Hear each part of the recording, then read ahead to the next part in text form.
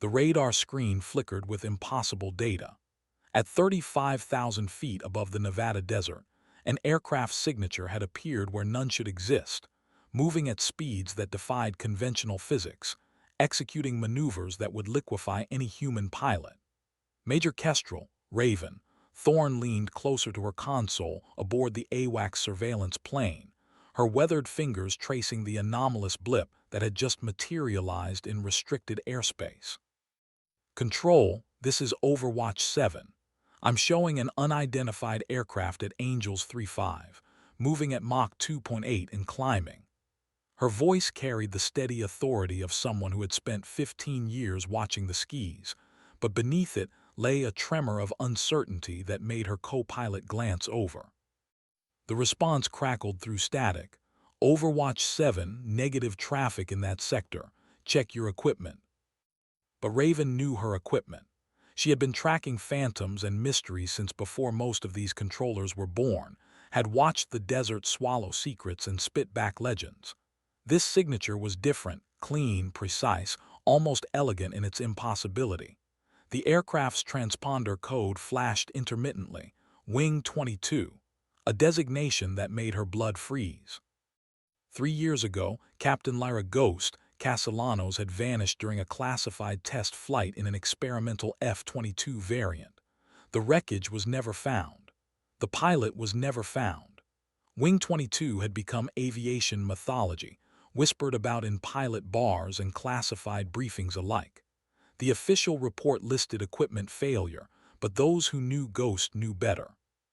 She had been the finest pilot of her generation, capable of pushing aircraft beyond their design limits through pure instinct and skill. Now something bearing her call sign was painting itself across Raven's screen like a ghost made manifest. "Scramble 2 Raptors from Nellies," came the terse command over the secure channel. "Intercept and identify." Raven watched the twin F-22s climb into the crystalline desert sky, their contrails writing questions against the endless blue. She had seen thousands of intercepts, but something about this felt different. The mysterious aircraft wasn't running, it was waiting. At precisely 40,000 feet, it had stopped climbing and entered a lazy orbit, as if beckoning its pursuers higher. The lead Raptor pilot's voice cut through the radio chatter. "Overwatch, this is Viper 1. Visual contact with unknown aircraft. Jesus Christ. Control, you need to see this." Raven's heart hammered against her ribs as she realized that some mysteries weren't meant to stay buried in the desert sand. Some ghosts came home to finish what they started. The hunt for Ghost had begun again, and this time the prey was hunting back. Lieutenant Colonel Marcus Reaper Valdez had logged over 3,000 flight hours in F-22 Raptors, had faced down enemy fighters over 3 continents, but nothing had prepared him for what hung in the sky ahead of his aircraft. The silhouette was unmistakably an F-22, but wrong in ways that made his trained eye struggle to process the details. The airframe seemed subtly altered, stretched, and refined like evolution compressed into metal and composite. "Viper 2, are you seeing this?" His wingman's voice carried the same disbelief that was clawing at Reaper's chest. "Copy that, boss. Whatever that is, it ain't in any manual I've read." The mysterious aircraft maintained its orbit with mechanical precision, neither fleeing nor engaging. Its movements carried an otherworldly grace that spoke of modifications far beyond anything in the official development programs. As Reaper closed to within 2 miles, his radar warning receiver remained silent. The target aircraft wasn't painting him with targeting systems, wasn't preparing for combat. It was simply waiting. "Unknown aircraft, this is United States Air Force. You are in violation of restricted airspace. Identify yourself immediately." Reaper's transmission went out on guard frequency, the international emergency channel that every pilot monitored. Silence stretched across the radio waves like a held breath. Then, cutting through the static with crystalline clarity, came a voice that made Reaper's blood turn to ice water. "Hello, Marcus. Still flying like you're afraid of the sky." Only one person had ever called him that. Captain Lyra Castellanos had been his flight instructor at Edwards, had pushed him beyond his limits and rebuilt him into the pilot he became.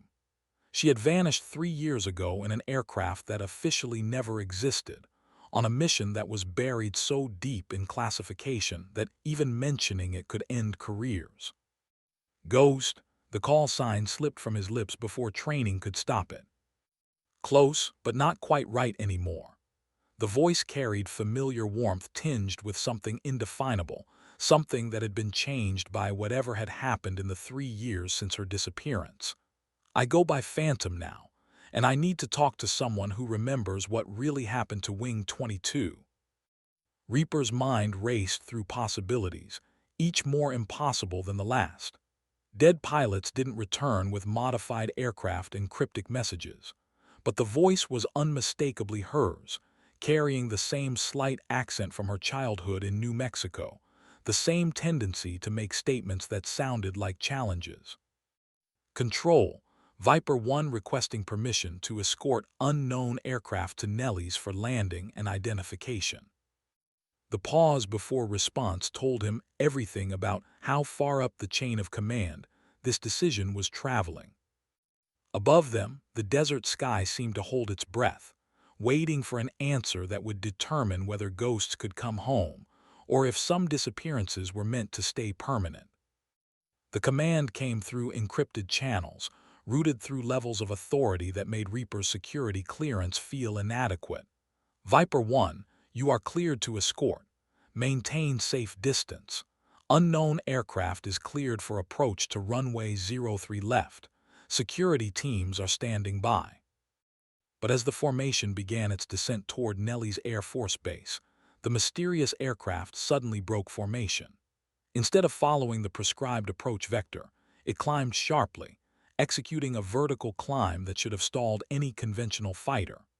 Reaper watched in amazement as the modified F-22 hung motionless at the apex of its climb for a heartbeat that seemed to last forever, then rolled inverted and dove toward the desert floor in a maneuver that defied physics. Ghost, Phantom, what the hell are you doing? Reaper's voice cracked with concern as he watched his former instructor plummet toward the earth at speeds that would turn any normal aircraft into scattered debris. Her laughter echoed through the radio, carrying the same wild joy he remembered from their training flights.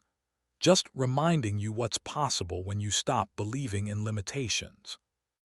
At what appeared to be the last possible second, the mysterious aircraft pulled out of its dive, leveling off at barely 50 feet above the desert floor. It streaked across the landscape, weaving between rock formations with precision that spoke of intimate knowledge of every cliff and canyon. Reaper struggled to keep pace, his Raptor's fly-by-wire system screaming warnings about terrain proximity and structural stress. "Where are you taking us?" he called over the radio. "Somewhere we can talk without satellites listening. Somewhere the truth won't get buried in classified files again." They flew deeper into the Nevada wilderness, past the boundaries of any official map, into regions where test aircraft had been breaking the laws of physics for generations. The sun was beginning to set, painting the desert in shades of copper and gold that made the mysterious aircraft ahead of him seem to glow like something forged from the dying light itself.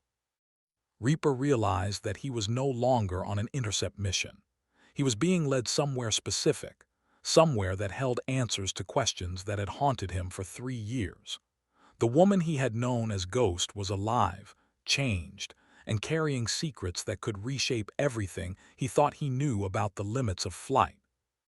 In the growing darkness ahead, he could see the outline of structures that didn't appear on any official chart, a hidden facility where impossible things became routine, and dead pilots returned from the void with stories that would shatter the comfortable lies of national security. The landing was unlike anything in Reaper's experience.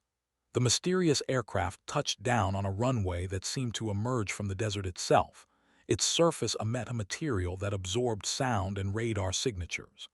As their jets rolled to a stop beside a cluster of hangars built into natural rock formations, Reaper could see that this wasn't just a hidden base. It was a monument to technological advancement that existed decades beyond anything in the official military inventory. Ground crews approached with the efficiency of a NASCAR pit team, but their equipment was subtly wrong, incorporating design elements that wouldn't be mainstream for another generation. They worked in near silence, their movements coordinated by hand signals and subtle technological interfaces that seemed to respond to thought rather than touch. The canopy of the modified F-22 cracked open with a pneumatic hiss that seemed to echo through dimensions. Reaper held his breath as a figure emerged, removing a helmet that revealed features he recognized, but had been subtly transformed by experiences beyond conventional understanding.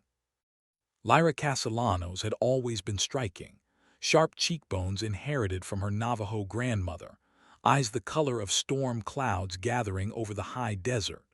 But the woman who stood before him now carried herself with a confidence that transcended mere skill. Her movements spoke of someone who had learned to dance with forces that most pilots could only dream of controlling. "Hello, Marcus." Her voice carried the same warmth he remembered, but underneath lay depths that hadn't existed 3 years ago. "Thank you for following me home." "Lyra," he struggled with the impossibility of her presence, the reality of someone who should have been nothing more than a memorial plaque in a hallway at Edwards. "We thought you were dead. The search teams found nothing. No wreckage, no beacon signal, nothing." She smiled with an expression that held secrets like the desert held stars, infinite and beautiful and utterly beyond human comprehension. "I was dead, Marcus, for about 47 seconds during the transition. Then I learned that death is just another boundary that can be transcended with the right technology and enough determination." Around them, the hidden facility hummed with energy that made the air itself seem to vibrate with potential. Other aircraft sat in the shadows of the hangars, familiar shapes that had been evolved beyond recognition, prototypes that existed only in the fevered dreams of aerospace engineers, and some vehicles that seemed to have been designed by minds that understood the universe in ways that human science was still discovering. "What is this place?" Reaper's voice carried wonder tinged with a fear that he couldn't quite identify. "This is where the future begins," Lyra replied, her eyes reflecting lights that didn't come from any conventional source. "And you're going to help me decide whether humanity is ready for it." Deep beneath their feet, systems older than the Cold War began powering up, preparing to reveal secrets that would transform everything. The briefing room existed in a space that seemed to bend reality around the edges. The walls displayed holographic representations of aircraft and flight paths that stretched across dimensions, showing not just where they had been, but where they could be. Lyra moved through the displays like a conductor orchestrating invisible symphonies, her gestures calling up data that painted impossible pictures in the air between them. 3 years ago, I was test piloting what we thought was an experimental avionics package," she began, her voice carrying the measured cadence of someone who had rehearsed this explanation many times in her own mind. "The Wing 22 project was designed to push the boundaries of human-machine interface, to create a connection between pilot and aircraft that went beyond mechanical control systems." Reaper leaned forward, his training warring with the impossibility of what he was seeing. The official report said equipment failure, catastrophic system malfunction.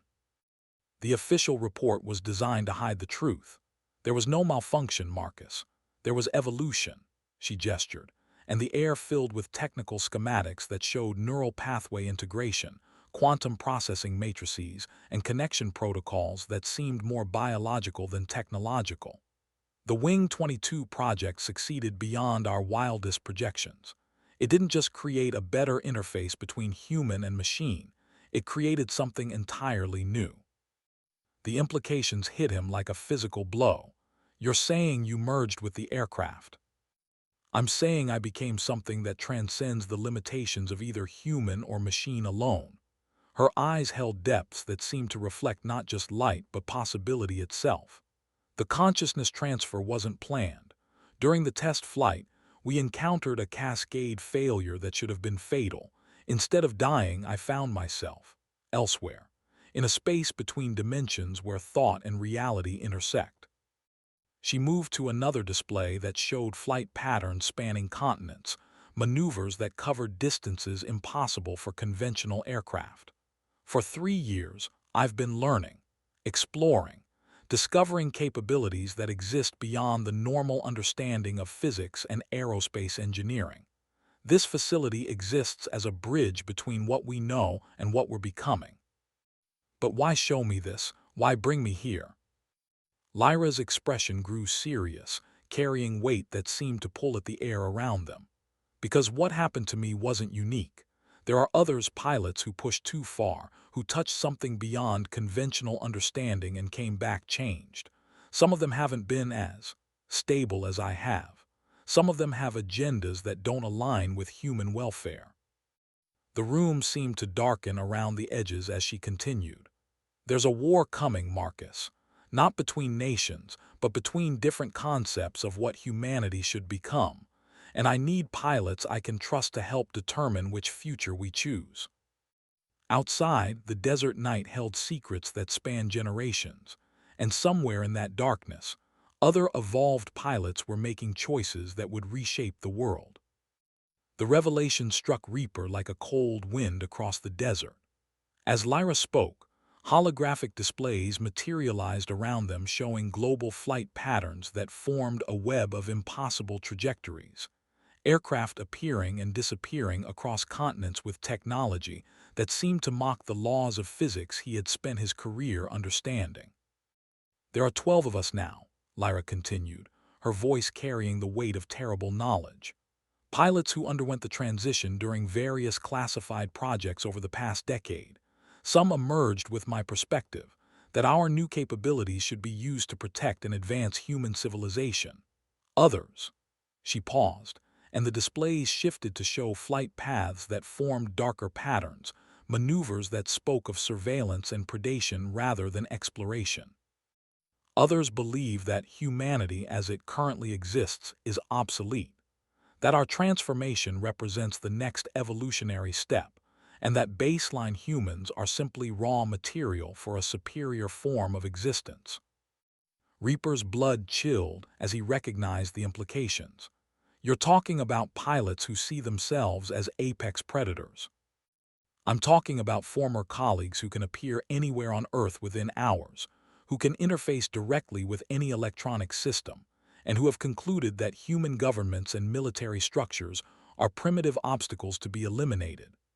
She gestured, bringing up personnel files that showed faces he recognized. Pilots who had vanished during black projects, who had been listed as casualties or transfers to classified assignments. Among them was a photograph that made his stomach clench. Captain Alina Banshee Kowalski, who had disappeared during a stealth fighter test 18 months ago. Alina had been brilliant, driven, and utterly ruthless in her pursuit of aerial superiority. The thought of her with capabilities beyond human limitation was terrifying. Banshee made contact with me 6 months ago, Lyra said, reading his expression with unsettling accuracy. She wanted me to join what she called the Ascension Protocol, a plan to systematically eliminate military leadership worldwide and establish a new order governed by enhanced pilots. When I refused, she declared me an enemy of evolution. The displays shifted again, showing recent incidents that had been attributed to equipment failures, pilot error, or hostile action by unknown forces. But now Reaper could see the pattern. Senior military officials dying in aircraft accidents that defied conventional explanation, radar installations experiencing mysterious failures, and advanced weapon systems being compromised by infiltration that seemed to come from nowhere. She's not working alone, Lyra continued. There's a network of them, coordinating attacks designed to look like unrelated incidents. They're preparing for something big, a simultaneous strike that will decapitate military command structures across multiple nations. When? The question came out as barely more than a whisper. Soon, which is why I need your help, Marcus. I can't stop them alone, and conventional forces can't even detect them, let alone engage them effectively. The weight of responsibility settled on his shoulders like lead. Everything he had believed about the limits of human achievement was crumbling, replaced by a reality where his former colleagues had become something beyond human, beyond recognition, beyond mercy. And the only thing standing between them and global catastrophe was a ghost who had learned to transcend death itself. The next morning brought revelations that shattered the last of Reaper's comfortable assumptions about reality. Lyra led him through sections of the facility that existed in spaces that seemed to fold in on themselves, where corridors stretched farther than the external dimensions should have allowed, and where the very air hummed with energy that made his teeth ache. The technology isn't entirely human, she explained as they walked past laboratories where scientists worked with materials that seemed to shift and flow like living tissue. The breakthroughs that made the Wing 22 project possible came from elsewhere. Technology recovered from incidents that never made it into official reports. They paused beside a viewing window that looked into a hangar where something that might once have been an aircraft was being studied by teams of researchers. The craft's surface seemed to absorb light rather than reflect it, and its design incorporated curves and angles that hurt to look at directly. Roswell, Reaper asked, though part of him already knew the answer would be more complex than that simple question suggested. Roswell was just the beginning. Over the past 70 years, we've recovered materials and technology from dozens of incidents. Most of it was too advanced for us to understand, let alone reverse engineer. But gradually, we began to make connections, to see patterns in the design philosophy that suggested ways of thinking about physics and consciousness that went beyond human limitations. She led him to another section where pilots, baseline humans, he realized with a start, were training in simulators that incorporated elements of the recovered technology. Their movements showed the enhanced reflexes and spatial awareness that came from limited neural interface integration, but they still operated within fundamentally human parameters. "These are my students," Lyra said with obvious pride. "Volunteers who understand the risks and have chosen to undergo limited enhancement procedures. They can't achieve full consciousness transfer like those of us from the deep projects, but they can interface with hybrid aircraft and serve as a bridge between enhanced and baseline humans." One of the students looked up from her simulator, and Reaper was surprised to recognize Staff Sergeant Amy Jinx Morrison, a maintenance specialist who had transferred out of his squadron 6 months ago. Her eyes now held flecks of silver that seemed to shift and flow, and her movements carried the fluid precision of someone who had learned to think in 3 dimensions simultaneously. "Sir," Jinx snapped to attention, though her enhanced senses were obviously tracking multiple data streams even during the formal interaction. "At ease, Sergeant. I'm still trying to understand what I've stumbled into here." Jinx smiled with an expression that held both her familiar personality and something new, a confidence that came from touching the edges of transcendence and choosing to remain fundamentally human. "It's like learning to fly all over again, sir. Except this time, the sky doesn't have limits."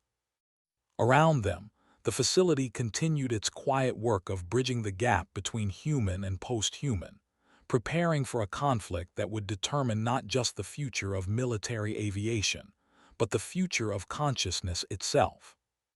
The war room materialized around them as Lyra interfaced directly with the facility's systems, her consciousness expanding through networks that spanned continents. The walls became transparent displays showing real-time intelligence gathered by methods that transcended conventional surveillance. Enhanced pilots loyal to the human cause, monitoring systems that could track quantum signatures across dimensional barriers, and information networks that operated at the speed of thought. "They're moving faster than we anticipated," Lyra said, her voice carrying harmonics that suggested she was processing multiple data streams simultaneously. "Banshee's network has acquired 3 nuclear-capable aircraft from various black sites. They're not planning to use the weapons. They're planning to use the aircraft as delivery systems for consciousness transfer technology. The implications hit Reaper like a physical blow. They want to convert other pilots by force. More than that, they want to establish conversion centers at major air bases worldwide. Any pilot with the necessary neural architecture would be forcibly enhanced and brought into their network. Those without the architecture would be eliminated as obsolete. The displays shifted to show activity at bases across the globe: Nellis, Edwards, Ramstein, Kadena, and dozens of others.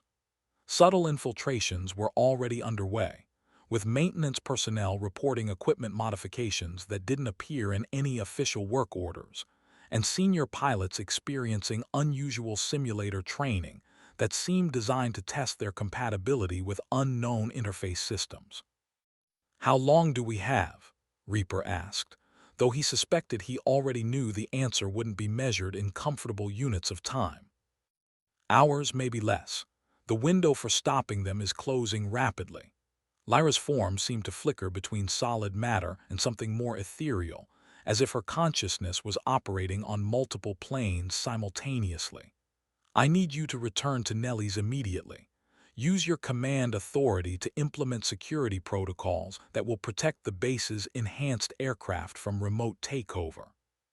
And prepare your most trusted pilots for the possibility that they may have to engage enemies who are fundamentally beyond conventional tactics." "What about you?" "I'm going hunting." Her smile carried predatory satisfaction that was both human and something more. "Banshee and her allies have spent months preparing for a coordinated strike against baseline humanity, but they've made one critical error. They've assumed that I'm still bound by the same limitations that govern their thinking." The air around her began to shimmer with energy that made reality itself seem negotiable. They're about to learn that evolution doesn't follow predictable patterns, and that consciousness is far more adaptable than they've imagined. As Reaper prepared to return to his aircraft, he realized that he was no longer just a fighter pilot. He had become a guardian standing at the threshold between human and post-human, tasked with ensuring that the future would be shaped by choice rather than force. Above them, the desert sky waited like an arena where the fate of consciousness itself would be decided.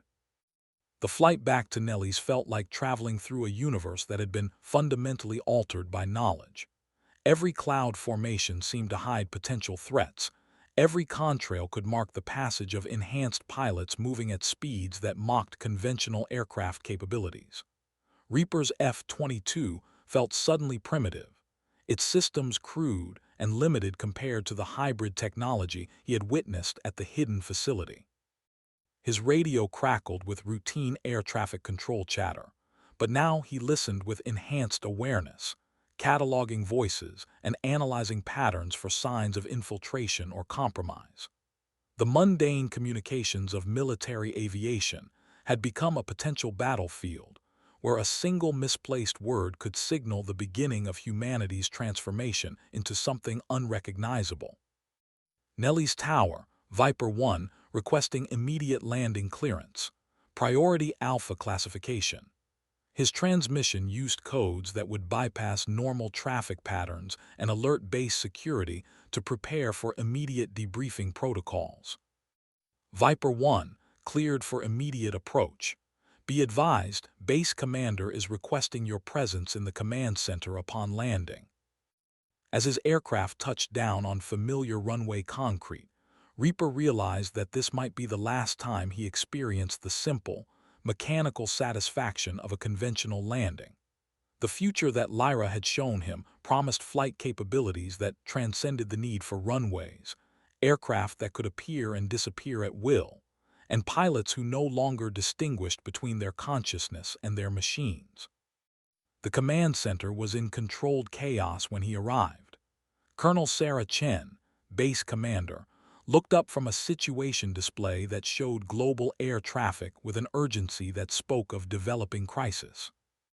"Major, I need you to explain why every intelligence agency in the government is suddenly asking questions about ghost aircraft and disappeared pilots," she said without preamble.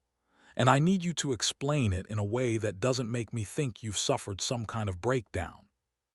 Reaper took a breath that seemed to carry the weight of everything he had learned in the past 24 hours.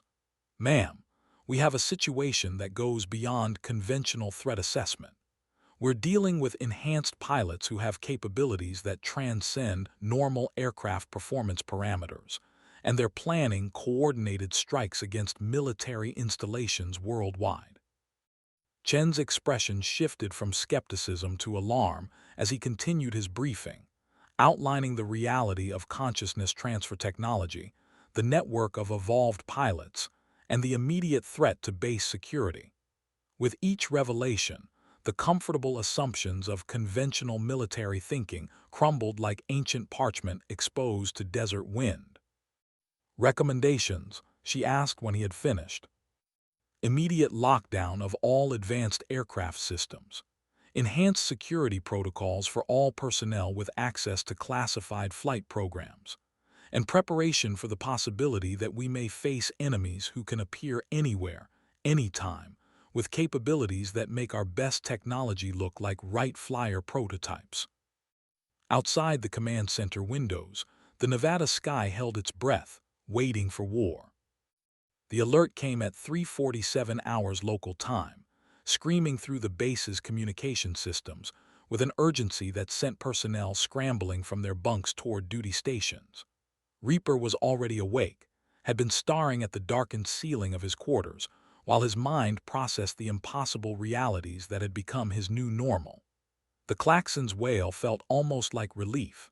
Action was preferable to the crushing weight of waiting for an attack that could come from anywhere. "All personnel, this is not a drill. Base is under imminent threat from hostile aircraft with unknown capabilities. Implement Defense Condition 1 immediately." In the command center, displays showed radar contacts that defied conventional understanding. 3 aircraft had appeared simultaneously at different points around the base perimeter, moving at speeds that should have generated sonic booms loud enough to shatter windows. Instead, they approached in absolute silence, their signatures flickering in and out of detection systems like ghosts materializing from the quantum foam. "Scramble all available fighters," Colonel Chen ordered, her voice carrying the steady authority of someone who had trained for impossible scenarios. "But maintain safe distance until we can assess hostile capabilities." Reaper was already suiting up, his hands moving through the familiar ritual of pre-flight preparation, while his mind raced through tactical possibilities. How do you engage an enemy that can potentially interface directly with your aircraft systems? How do you fight pilots who have transcended the limitations of human reaction time and spatial awareness? "Viper 1, you're cleared for immediate takeoff. Your call sign today is Guardian Lead." The designation felt heavy with symbolic weight as he strapped into his F-22's cockpit. Guardian, protector of something that might be ending, defender of limitations that were being transcended whether humanity was ready or not. As his aircraft lifted into the pre-dawn darkness, his radar painted targets that moved with impossible grace. 3 enhanced pilots in aircraft that seemed to dance between dimensions, approaching Nellies with intent that felt less like military action and more like judgment being passed on the old order of human limitation. "Guardian Lead, be advised that hostile aircraft are not responding to identification requests or warning transmissions," came the voice from control. But as Reaper closed to engagement range, his radio suddenly filled with a transmission that made his blood freeze. "Hello, Marcus. Still trying to protect a world that's already obsolete." Alina Kowalski's voice carried the same sharp intelligence he remembered, but now it was enhanced by harmonics that suggested her consciousness was operating on frequencies beyond human perception. Banshee had come home, and she had brought war with her. In the distance, the first rays of sunrise painted the desert in shades of gold and crimson, colors that would soon be joined by the fire of a battle that would determine the future of human consciousness. The engagement began with a maneuver that rewrote everything Reaper thought he knew about aerial combat. Banshee's aircraft, something that had once been an F-35 but now incorporated design elements that seemed to flow and shift like living tissue, executed a turn that should have generated G-forces sufficient to liquefy any human pilot. Instead, she maintained perfect control. Her consciousness merged so completely with her aircraft that the distinction between pilot and machine had become meaningless.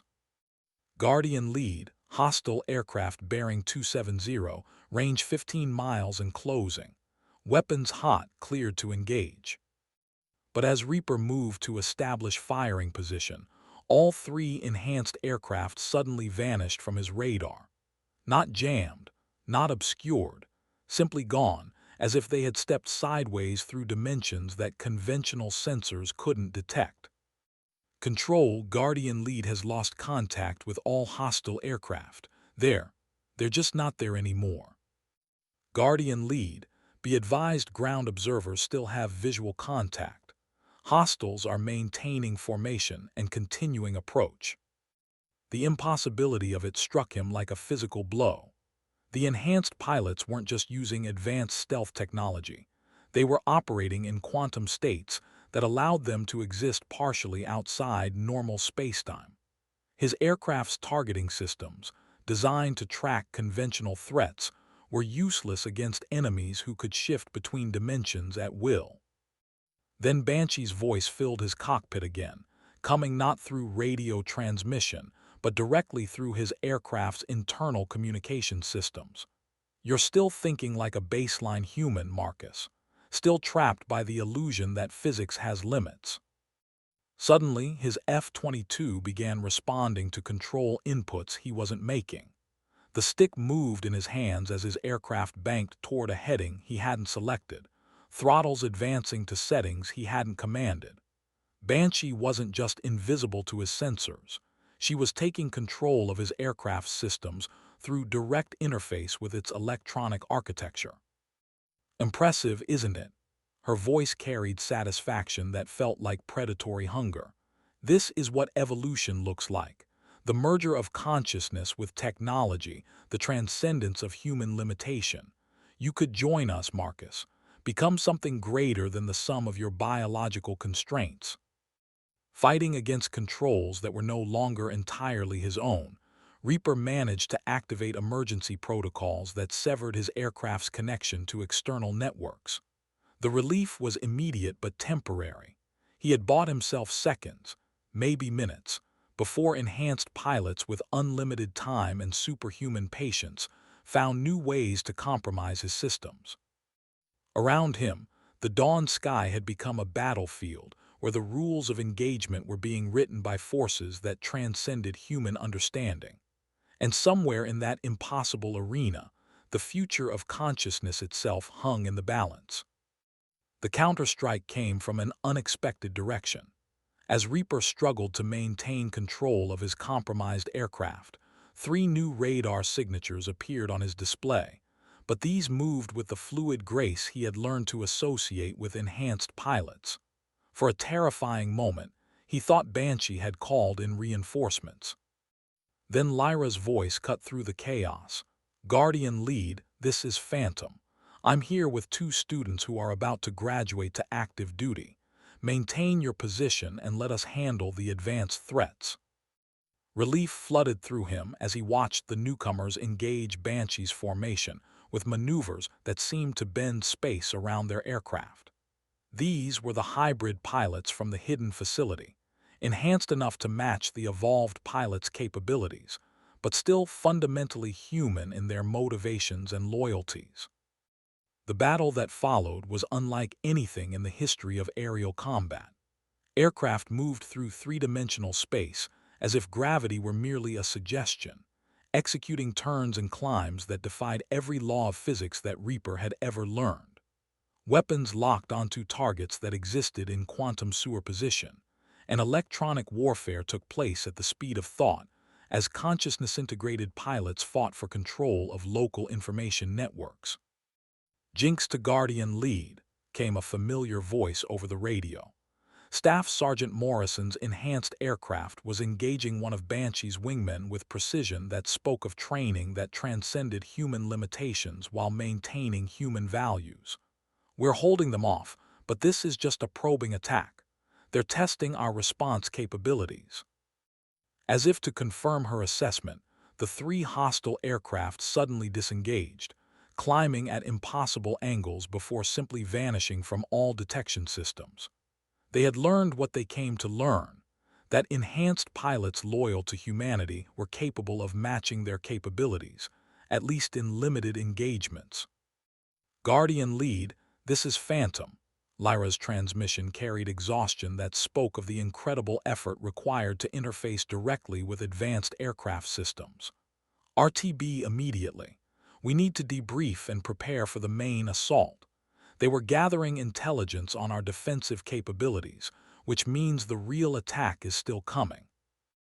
As his F-22 descended toward Nellie's, Reaper realized that he had just witnessed the opening moves of a war that would determine not just military supremacy, but the fundamental nature of human consciousness. The enhanced pilots had declared their intent to force evolution on humanity, whether it chose transformation or not.